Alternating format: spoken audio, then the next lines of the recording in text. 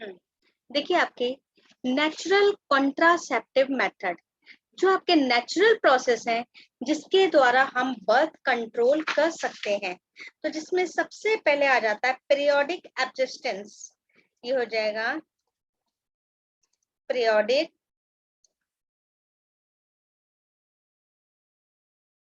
एब्जिस्टेंस। ये आपके पीरियोडिक एब्जिस्टेंस क्या है? हमने आपको जब मेंस्ट्रुएशन साइकिल पढ़ाई थी तो बताई थी कि आपके 1 से लेके 28 डेज तक की साइकिल में आपके 14th डे पे ओवा बाहर आता है और वो आपके 14 से 16 डे पे प्रेजेंट रहता है। तो इस तरीके से जब ओवा प्रेजेंट होगा तब आपके फर्टिलाइजेशन के चांसेस ज्यादा होंगे। तो अगर हम उससे इस ड्यूरेशन को अवॉइड कर दें क्वाइटस के लिए, मतलब क्वाइटस ना करें इस ड्यूरेशन पे, तो क्या होगा? फर्टिलाइजेशन के चांसेस नहीं होंगे। लेकिन किसी को अपना एग्जैक्ट ओव्यूलेशन का डे नहीं पता होता, तो इसलिए अपन क्या करते हैं, यहाँ पे आपके 10th डे से लेकर ये आपके 17 या 20 डे तक, ये आपके बीच के जो 10 दिन है, इनको हम पीक टाइम मान लें और इन पीक टाइम पे पॉपुलेशन को अवॉइड करें तो फर्टिलाइजेशन के चांसेस नहीं होंगे। पॉपुलेशन को अवॉइड करें या फिर प्रिकॉशनरी पॉपुलेशन करें, तो इस तरीके से ये पीरियड वाइज जो है हम है जो किसको रोक सकते हैं? फर्टिलाइजेशन को रोक सकते हैं। तो ये आपके नेचुरल कॉन्ट्रासेप्शन है जिसमें आपकी किसी की भी मेंस्ट्रुएशन साइकिल जिस वे में चल रही है जितने दिन की, तो उसके हिसाब से वो बीच के जो 10 डेज हैं 10 से 20 तक के उन डेज को आपके पीक डेज मानकर सिर्फ क्वाइटस करें या फिर आपके क्वाइटस को अवॉइड करें, तो ये आपके कहलाएगा पीरियोडिक एब्सिस्टेंस, जिससे कि आपके फर्टिलाइजेशन को रोका जा सकता है, बर्थ कंट्रोल की जा सकती है। फिर आपके दूसरा है आपके क्वाइटस इंटरप्ट। क्वाइटस इंटरप्टिस, क्वाइटस इंटरप्टिस या क्वाइटस विड्रॉल या फिर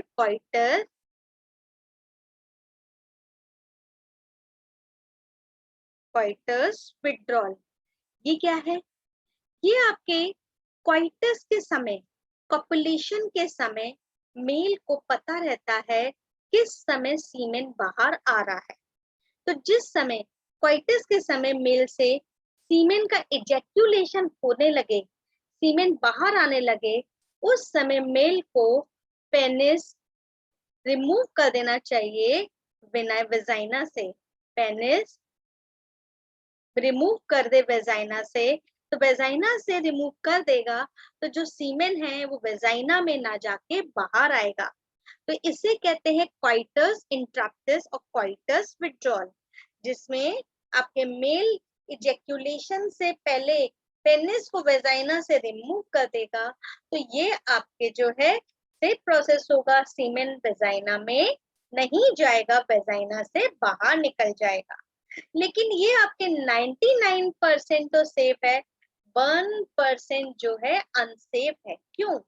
क्योंकि सीमेन तो उसने बाहर निकाला, इजेक्युलेशन हुआ, तो उस समय इजेक्युलेशन उसने वेजाइना में ना करके बाहर किया, लेकिन कॉपुलेशन के समय थोड़ा बहुत लुब्रिकेटिंग फ्लूइड जो अंदर जाता है और उस फ्लूइड के थ्रू भी अगर स्पर्म चला गया तो फर्टिलाइजेशन के चांसेस हो सकते हैं।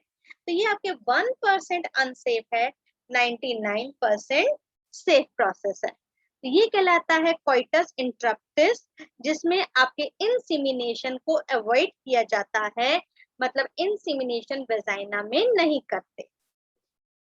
फिर थर्ड है आपके lactation amenorrhoea, lactational amenorrhoea. Lactational amenorrhoea में क्या होता है? आफ्टर डिलीवरी, मतलब पार्टीशन के बाद, डिलीवरी के बाद मदर ब्रेस्ट फीडिंग कराती है। जब तक वो ब्रेस्ट फीडिंग कराती है तब तक नई आपके प्रेगनेंसी आने के चांसेस कम रहते हैं।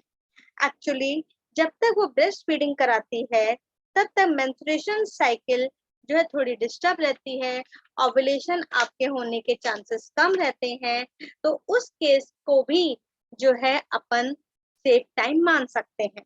तो जितने ज्यादा समय तक ब्रेस्ट फीडिंग कराएगी उतने ज्यादा समय तक वो आपके बची रह सकती है नई प्रेगनेंसी के आने से। पर ये भी आपके 90% पे आपके सेफ है, 10% या आपके अनसेफ है, क्योंकि इसे कहते हैं लैक्टेशन एमनोरिया, क्योंकि आपके ब्रेस्ट फीडिंग कराने पे न्यू प्रेगनेंसी आने के चांसेस कम रहते हैं। पर ये 100% नहीं है, 90% सेफ है। इसीलिए कहा जाता है कि ज्यादा से ज्यादा समय तक ब्रेस्ट फीडिंग कराएंगे तो आपके नई प्रेगनेंसी से बचे रहें। तो ये कहलाएगा लैक्टेशनल एमनोरिया। तो ये तो थे हमारे नेचुरल कॉन्ट्रासेप्टिव मेथड जिससे हम बर्थ को कंट्रोल कर सकते हैं। तो नेचुरल कॉन्ट्रासेप्टिव मेथड में क्या क्या आ गए? Periodic abstinence, coitus interruptus and lactational amenorrhoea. अब आ जाइए बैरियर मेथड। बैरियर मेथड आपके वो मेथड है जिसमें आपके सीमेन को फीमेल के वेजाइना में जाने से रोका जा सकता है। तो ये बैरियर मेथड मेल के द्वारा भी यूज होते हैं और फीमेल के द्वारा भी यूज किए जाते हैं। तो ये आपके जो मेथड हैं जो आपके जनरली 99% सिक्योर होते हैं। 1% हम इसको भी फेल कर सकते हैं, मान सकते हैं, लेकिन 99% ये सिक्योर होते हैं और मेल और फीमेल दोनों के द्वारा यूज किए जाते हैं। जिसमें पहला आ जाएगा कंडोम्स। कंडोम्स आपके क्या होता है? ये आपके लेटेक्स शीट का बना, लेटेक्स शीट या रबर शीट का बना एक ये कह लीजिए कवर होता है जो कि मेल के द्वारा यूज किया जाता है। मेल के द्वारा कब यूज करते हैं?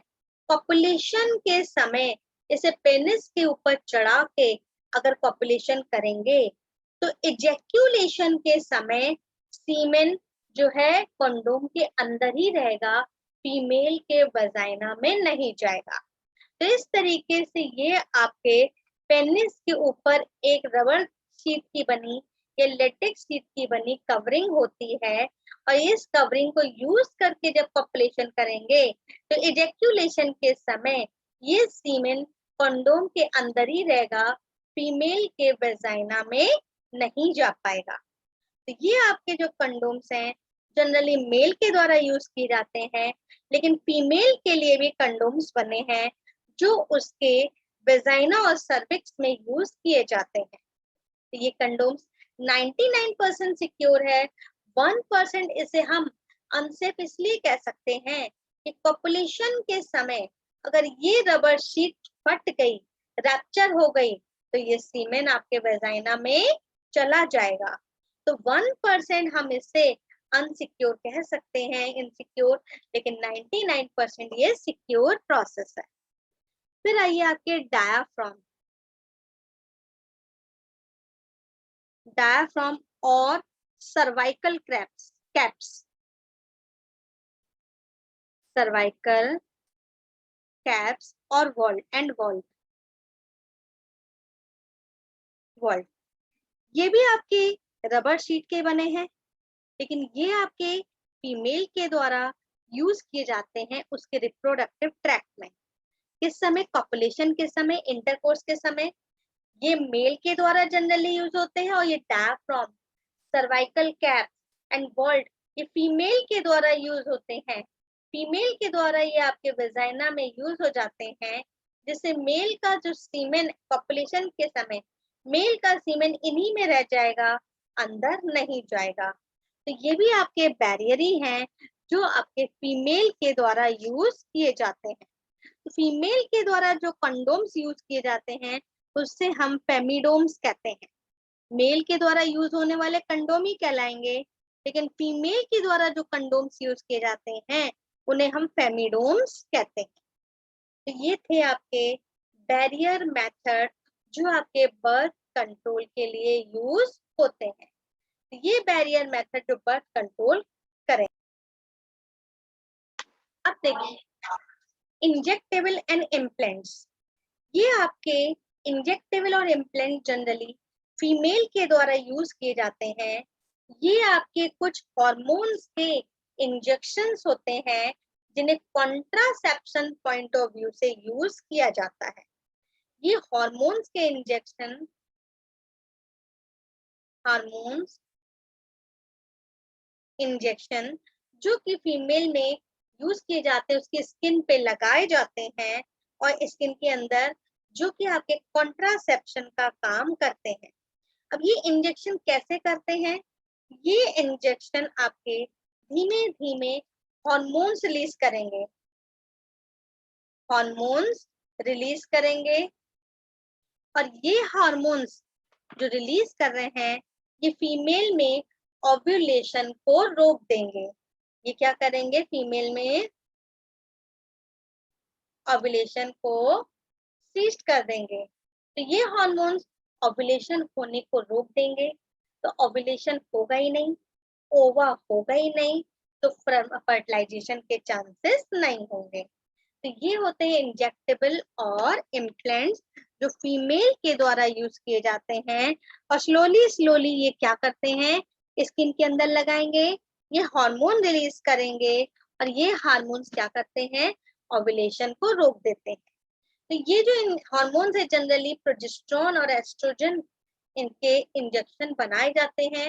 एस्ट्रोजन और प्रोजेस्टेरोन हमने आपको मेंस्ट्रुएशन साइकिल के समय बताया था, जब तक प्रोजेस्टेरोन हार्मोन का सीक्रेशन होता रहेगा तब तक कोई भी फॉलिकल डेवलप नहीं होगी, ओवा नहीं बनेगा। तो अगर फर्टिलाइजेशन हो जाता है तो प्रोजेस्टेरोन का हार्मोन का सीक्रेशन होगा और 9 महीने तक प्रोजेस्टेरोन निकलता रहेगा, जिससे कि एम्ब्रियो का डेवलपमेंट होगा और कोई भी फॉलिकल डेवलप नहीं होगी। इसलिए प्रोजेस्टेरोन को एंटी फर्टिलिटी हार्मोन भी कहते हैं। ये प्रोजेस्टेरोन क्या कहलाएगा? आपके एंटी फर्टिलिटी हार्मोन। तो इस तरीके से इन्हीं हार्मोन के इंजेक्शन लगाए जाते हैं जो आपके फीमेल में ओव्यूलेशन को रोक देते हैं। फिर आ जाइए आपके chemical method. Chemical method, chemical method में कुछ आपके केमिकल यूज किए जाते हैं जो कि आपके फर्टिलाइजेशन को रोकने के लिए यूज होते हैं, जैसे स्पर्मीसाइड। स्पर्मीसाइड, ये स्पर्मीसाइड जो है ये एक तरीके से cream jelly, cream jelly and foam, ये सब के कुछ केमिकल हैं जो क्रीम जेली और फोम के फॉर्म में आते हैं, और इन्हें जो है पॉपुलेशन के बाद वेजाइना पे यूज करेंगे तो ये केमिकल वेजाइना में आने वाले स्पर्म को फैगोसाइट कर देंगे, उसे डेड कर देंगे। तो इस तरीके से वहां पे स्पर्म मर जाएंगे स्पर्मीसाइड से, तो फर्टिलाइजेशन के चांसेस कम हो जाएंगे। तो इनमें आपके स्पर्मीसाइड में जैसे लैक्टिक एसिड होता है, citric acid, lactic acid, choric acid, boric acid, ये सारी चीजें होती हैं एसिड, और एसिडिक मीडियम में स्पर्म डाई हो जाते हैं।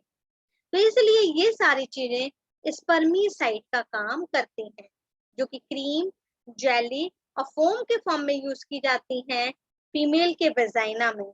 तो वेजाइना में आपके जो भी स्पर्म होंगे वो इन केमिकल्स के कारण डाई हो जाएंगे। तो ये भी आपके कॉन्ट्रासेप्शन का केमिकल मेथड है। तो ये हुए आपके injectable implants and chemical method for contraception. तो इस तरीके से हम बर्थ कंट्रोल रोक सकते हैं। देखिए, इंट्रायूट्रिन डिवाइसेस, इंट्रायूट्रिन डिवाइसेस कुछ ऐसी डिवाइसेस हैं जिसे फीमेल के यूट्रस में फिक्स कर दिया जाता है। मतलब एक आपके डॉक्टर की हेल्प से जो है फीमेल के यूट्रस में फिक्स कर देंगे, और फिर वो डिवाइस कॉन्ट्रासेप्शन का काम करेगी, फर्टिलाइजेशन को रोकेगी। जैसे आप लोगों ने सुना होगा कॉपर टी, कॉपर टी ये आपके इंट्रायूट्रिन डिवाइसेस है, या फिर आपके प्रोजेस्टेरोन हार्मोन रिलीजिंग डिवाइस अंदर फिक्स कर देंगे। प्रोजेस्टेरोन रिलीजिंग डिवाइस अंदर फिक्स कर देंगे, यूट्रस में फिक्स करते हैं। तो अब जैसे कॉपर टी फिक्स की, तो कॉपर टी क्या करेगी, कॉपर आयन को रिलीज करेगी। यूट्रस में कॉपर टी अगर फिक्स कर देंगे तो वो अंदर जाके एक कॉपर मेटल की बनी टी होती है, कॉपर मेटल की बनी टी होती है, जिसे यूट्रस में फिक्स कर दिया जाता है एक आपके डॉक्टर की हेल्प से। तो वहां पे ये कॉपर आयन रिलीज करेगी, और ये कॉपर आयन रिलीज करेगी, ये क्या करेंगे कॉपर आयन, एक तो स्पर्म की मोटाइलिटी को कम कर देंगे। ये कॉपर आयन स्पर्म की मोटाइलिटी को कम कर देंगे, स्पर्म की मोटाइलिटी कम हो जाएगी, जिससे कि फर्टिलाइजेशन के चांसेस कम। क्यों, मैंने आपको बताया था स्पर्म में मूव करने की पावर कम हो जाए, स्पर्म के काउंट कम हो जाए, तो वो टारगेट पे नहीं पहुंच पाएंगे और फर्टिलाइजेशन के चांसेस कम हो जाएंगे। दूसरी चीज, आपके हार्मोन रिलीजिंग जो इंट्रायूट्रिन डिवाइसेस हैं, hormone releasing generally progesterone hormone releasing intrauterine devices हैं, ये क्या करती हैं, यूट्रस को इम्प्लेंटेशन के लिए अनस्टेबल कर देंगी। इम्प्लेंटेशन का मतलब था एम्ब्रियो का माँ के यूट्रस की वॉल से चिपकना। तो एम्ब्रियो जब यूट्रस की वॉल से चिपकेगा तो प्लासेंटा बनेगा और उसे न्यूट्रिशन मिलेगा। लेकिन हार्मोन रिलीजिंग जो इंट्रायूट्रिन डिवाइसेस है, हार्मोन रिलीजिंग इंट्रायूट्रिन डिवाइसेस क्या करेंगी, ये यूट्रस को अनस्टेबल कर देंगी, जिससे इम्प्लेंटेशन होगा ही नहीं, और इम्प्लेंटेशन नहीं होगा तो एम्ब्रियो को न्यूट्रिशन नहीं मिलेगा और वो डाई हो जाएगा। तो इस तरीके से ये प्रोजेस्टेरोन रिलीजिंग आपके इंट्रायूट्रिन डिवाइसेस है जो अनस्टेबल कर देंगे किसे, यूट्रस को। तीसरी चीज, ये आपके डिवाइसेस जो हैं स्पर्म के लिए फैगोसाइट बढ़ा देंगे। जो स्पर्म पहुंच गए हैं इनमें इनका फैगोसाइट होने लगेगा, इन सेल इनको हड़प के खाने लगेंगे, और फैगोसाइट होने लगेगा तो क्या होगा, स्पर्म आपके यूट्रस के अंदर ही मर जाएंगे और वो फीमेल के ओवा तक नहीं पहुंच पाएंगे। तो ये आपकी करती हैं इंट्रायूट्रिन डिवाइसेस। क्या क्या किया, कॉपर टी जो है कॉपर आयन रिलीज करेगी, और ये कॉपर आयन स्पर्म की मोटाइलिटी को कम कर देंगे और फेगोसाइटोसिस बढ़ा देंगे, स्पर्म बढ़ने लगेंगे। दूसरी चीज, प्रोजेस्टेरोन हार्मोन रिलीजिंग डिवाइस, मतलब हार्मोन रिलीजिंग इंट्रायूट्रिन डिवाइसेस जो हैं ये आपके हार्मोन रिलीज करेंगी, और ये हार्मोन क्या करेंगे, यूट्रस को इम्प्लेंटेशन के लिए अनस्टेबल कर देंगे। तो जब वो अनस्टेबल हो जाएगा, उसमें इम्प्लेंटेशन नहीं होगा, तो फिर आपके एम्ब्रियो को न्यूट्रिशन नहीं मिलेगा और वो डाई हो जाएगा। तो ये है आपके इंट्रायूट्रिन डिवाइस। अब आइए ओरल कॉन्ट्रासेप्टिव। ओरल कॉन्ट्रासेप्टिव में हार्मोन से प्रिपेयर की गई आपकी टैबलेट होती है, एस्ट्रोजन और प्रोजेस्टेरोन हार्मोन से प्रिपेयर की गई टैबलेट होती हैं, और इन टैबलेट को ओरली लेके जो है कॉन्ट्रासेप्शन किया जा सकता है। तो ये जो आपके टैबलेट हैं जो फर्टिलाइजेशन को भी रोकेंगी और ओव्यूलेशन को भी रोकेंगी, तो ये कहलाती है कॉन्ट्रासेप्टिव पिल्स। ये ओरल पिल्स और कॉन्ट्रासेप्टिव पिल्स। तो जो टैबलेट तैयार की जाती हैं फीमेल के द्वारा ली जाती हैं, ये आपके 21 दिन का डोज होता है। मेंस्ट्रुएशन के फर्स्ट या फिफ्थ डे से स्टार्ट होती हैं, 21 दिन तक रेगुलर ली जाती हैं, और फिर 21 दिन के बाद 4-5 दिन में मेंस्ट्रुएशन आ जाता है। तो इस तरीके से ये आपके ओरल कॉन्ट्रासेप्टिव हैं, मतलब कॉन्ट्रासेप्टिव पिल्स। और जिसमें हार्मोन यूज किए जाते हैं कौन से, एस्ट्रोजन एंड प्रोजेस्टेरोन हार्मोन। तो एस्ट्रोजन और प्रोजेस्टेरोन हार्मोन का यूज करके हम ओरल कॉन्ट्रासेप्शन कर सकते हैं। ये आपके जो है मतलब मेंस्ट्रुएशन के 1 to 5 डे से स्टार्ट किए जाएंगे और 21 दिन तक रेगुलर लेनी होती है। बीच में अगर किसी ने छोड़ दिया तो उसके 3-4 दिन के बाद मेंस्ट्रुएशन आ जाता है, क्योंकि इसको बंद करने के बाद ही मेंस्ट्रुएशन आता है। तो 21 दिन तक ये रेगुलर ली जाती हैं। 21 दिन के बाद ये आपके जो है बंद कर दी जाती हैं। 21 दिन के बाद जब बंद कर देंगे तो 3 से 4 दिन में मेंसेस आ जाता है। और काम क्या करती है ओरल कॉन्ट्रासेप्टिव? आपकी बात कर रही है मैम, कट रही है मैम। देखिए ओरल मैम नेटवर्क स्टेबल नहीं है मैम, आपको लगता? अभी क्लियर है बेटा?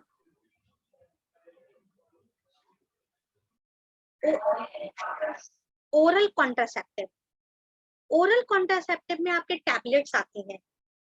ये टैबलेट्स हार्मोन से प्रिपेयर की जाती हैं, जिसमें एस्ट्रोजन और प्रोजेस्टेरोन हार्मोन का कॉम्बिनेशन लिया जाता है।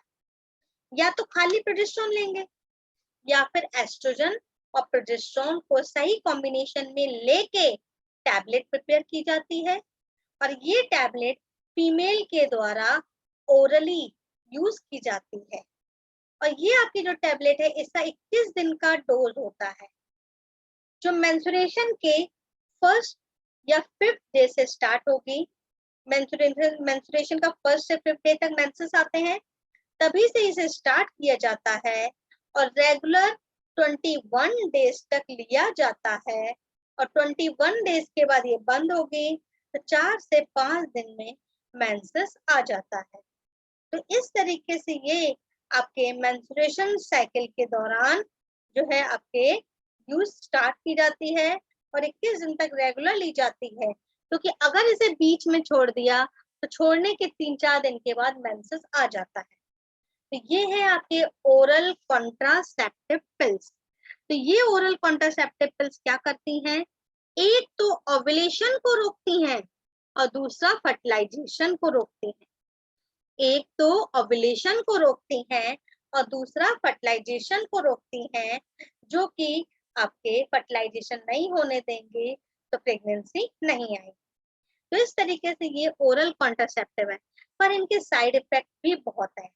कई लोग कई साल तक लेते हैं तो उसके बाद उनके साइड इफेक्ट भी बहुत हैं। कैंसर वगैरह, ब्रेस्ट कैंसर, सर्वाइकल कैंसर, ये सब होने के चांसेस ज्यादा रहते हैं ओरल कॉन्ट्रासेप्टिव में। तो इस तरीके से ये अपन यूज करते लोग 100%